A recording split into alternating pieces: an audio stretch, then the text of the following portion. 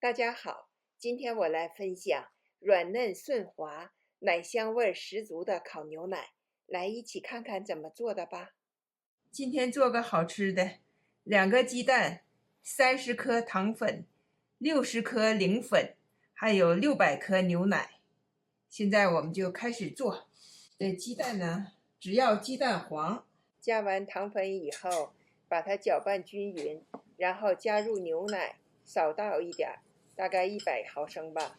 最后再加入零粉，零粉我建议用100克，用60克的话效果不是很好。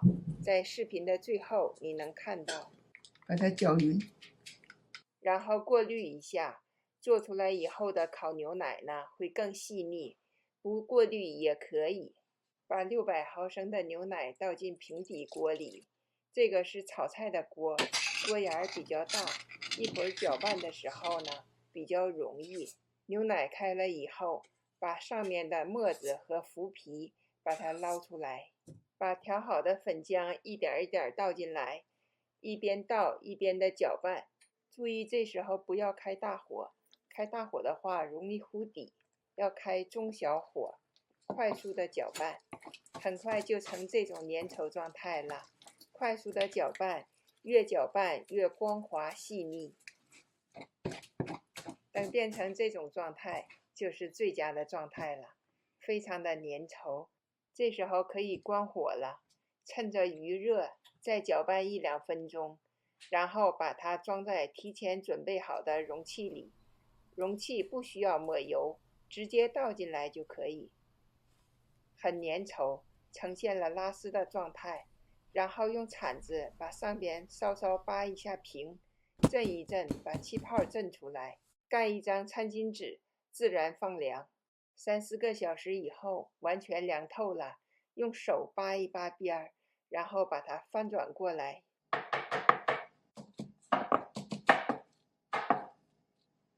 拖得比较慢，看这儿，看这条线，哎，掉下来了，掉下来了，哎，掉下来了，掉下来了。刀沾了一点水切，不容易粘。切的时候就把它放在烘焙纸上，一会儿烤的时候就不用拿来拿去了，这样很方便。但是也要注意，切的时候不要把纸切坏了。切成2大块以后，再把它切成小块，吃的时候就会很方便。切好以后呢，在上边刷一层蛋黄液。你给我拖在这儿，我把它拉过来，拖在把在这儿。把烘焙纸轻轻地拉拽到烤盘上，烤箱提前预热到华氏400度，上下火烤15分钟。烤箱不同，要注意观察，烤到这种状态拿出来就可以了。下面我说一下用60克零粉做的效果。熬的时候呢就比较稀，等它冷却了以后，倒出来的时候也非常的软。